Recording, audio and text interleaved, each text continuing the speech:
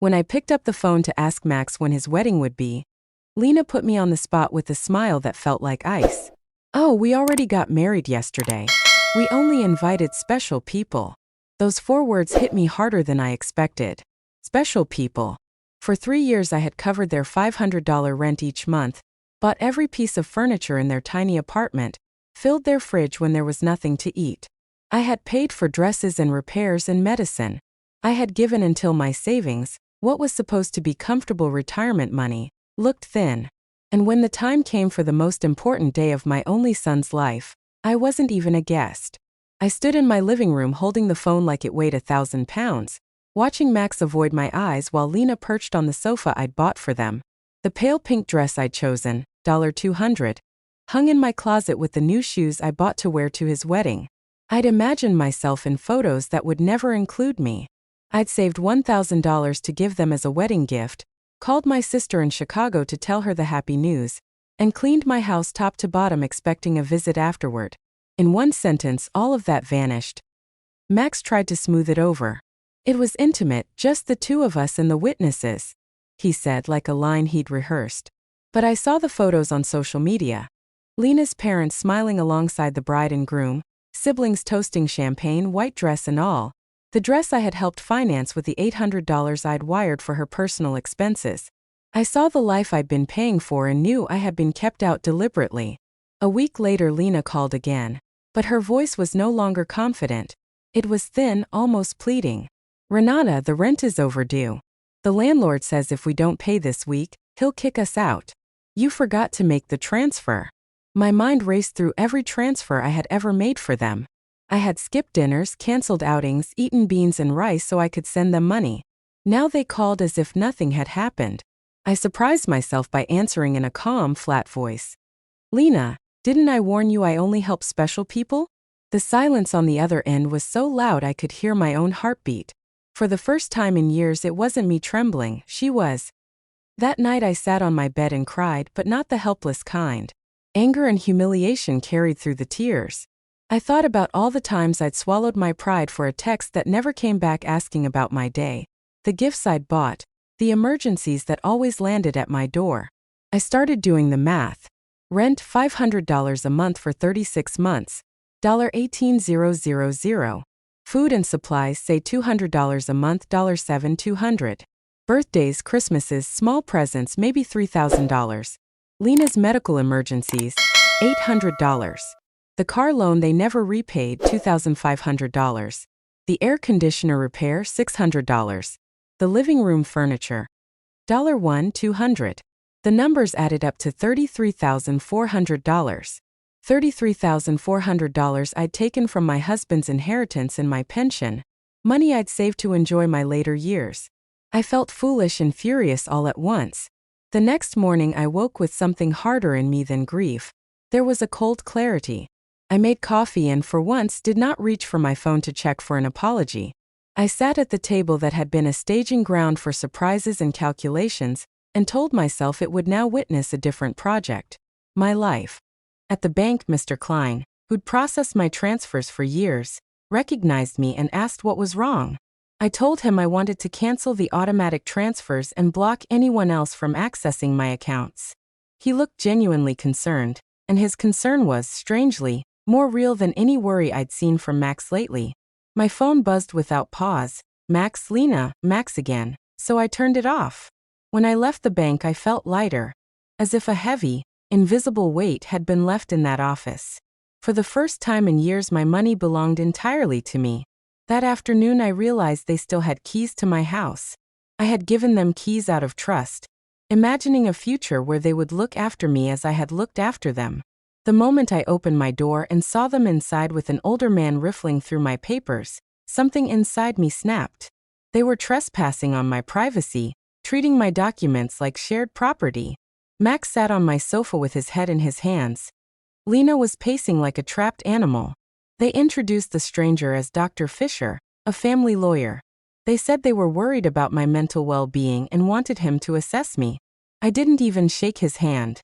I gathered my papers from the table and told them I was perfectly fine. Their narrative was chillingly textbook. Lena sobbed the same line she always used when she wanted something, sweet and imploring. "You're like a second mom to me."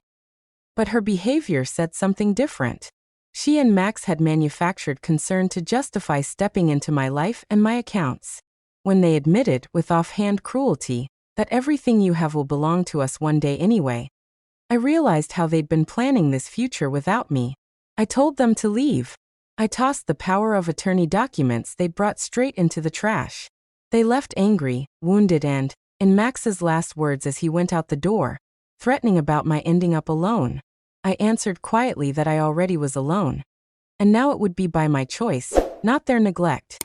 That night I couldn't sleep, but not because of fear. It was adrenaline, the kind that sharpens focus. By dawn I was dressed and at the office of Mr. Weber, the attorney who'd helped with my husband's will years ago. He listened, then told me the words I needed to hear. What they attempted was elder financial abuse, and it was a federal crime. We documented every transfer and every demand. He recommended changing locks, installing a security system, opening a new bank account, and rewriting my will to protect against future manipulations. I left his office equipped with a plan, and for the first time in years I felt like I controlled my life again. The next days were a flurry of boundary setting. I changed the locks, hired a local technician to install a camera system that would alert me and the police if anyone entered without permission, and blocked Lena's number. She called from unknown phones, trying to charm and guilt me back, promising dinners and reconciliations. I asked bluntly how much rent they owed. When she admitted they were 2 months behind, $1,000. The truth spilled out. Yes, they needed my money, and yes, they claimed to love me. I hung up. For the first time I spent money on myself. A haircut, color, manicure, a full beauty treatment I'd been postponing for years. It felt like reclaiming not only my money but my dignity. A neighbor, Eleanor Brooks, knocked on my door one afternoon with a cup of coffee. She'd heard the argument the day before and came to check on me. Her kindness was astonishing. Strangers felt more concerned for me than my own son had. She'd gone through similar experiences and offered consolation and later, friendship. Through conversations with Eleanor and a call to my sister Diana in Chicago, I learned things that pried open a new hurt. I had been discussed in the future tense. Remodel the house when she's gone, invest the inheritance when she dies. The people I'd been supporting had been preparing for life after me, not with me. That realization stung, but it also liberated me. If their love was contingent on my money, it was never real. Then things escalated. Max and Lena returned to my house with more people and more threats. They'd spoken with a lawyer about declaring me mentally incompetent. I called Mr. Weber, who immediately filed for a temporary restraining order, and called the police when they showed up. Seeing them drive away, furious and defeated, felt like a temporary victory. But the next week, a social worker showed up at my door claiming to do a wellness check. Apparently prompted by a report from my family, I invited her in but refused to speak without my lawyer. When Mr. Weber arrived, he laid out our documentation: bank statements, lists of transfers, and proof of the financial abuse. The social worker left with the knowledge that the situation was far from what Max and Lena had painted. Still, legal battle loomed. Max and Lena filed a formal lawsuit seeking guardianship. They claimed I was erratic, paranoid, and incapable of managing my affairs. Mr. Weber collected affidavits and lined up witnesses who could attest to my clarity. My pharmacist who had been misled into signing a document, my hardware store acquaintance who could vouch for my competence, friends from the garden club who had seen the transformation I'd made, and Dr. Moore, a psychiatrist who ran cognitive tests and confirmed my mental fitness. They tried to paint my insistence on privacy and boundaries as paranoia. Their lawyer painted my life choices as evidence of decline. On the stand, Lena performed grief-like theater. Max, sworn to tell the truth, looked like a man who'd learned how to lie with confidence.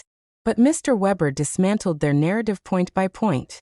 The witnesses who claimed to have seen erratic behavior admitted their claims were based on hearsay or superficial observations. Dr. Moore testified to my excellent cognitive function. My friends testified to my social involvement and lucidity. I spoke for myself, calm, precise, and unafraid.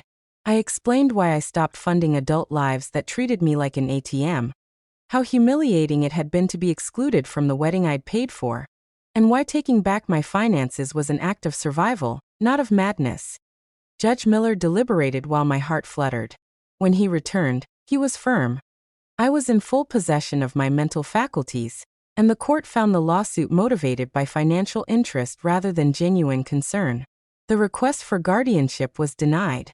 Walking out of that courthouse felt like being born again.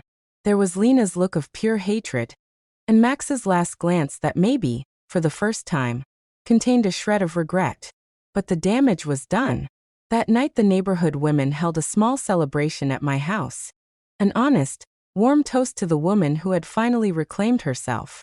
I sold my house 3 months later and moved to a neat apartment near the city.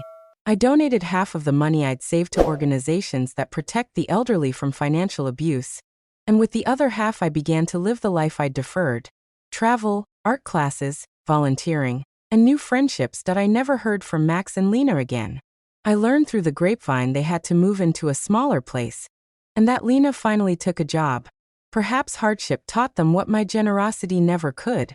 Some nights on my balcony I look at the stars and think about the woman I was, the one who equated love with dollars. That woman is gone. In her place stands someone who knows the price of true love. None. My name is Renata. I'm 72, and the most important person I've learned to protect and love is myself. If you find this story meaningful and want to support more like it, there's a way to donate so I can keep writing. And I'd genuinely like to know, if you were in my place, what would you have done? Share your thoughts. I'm curious where you heard this story and what you think about it. Thank you for listening.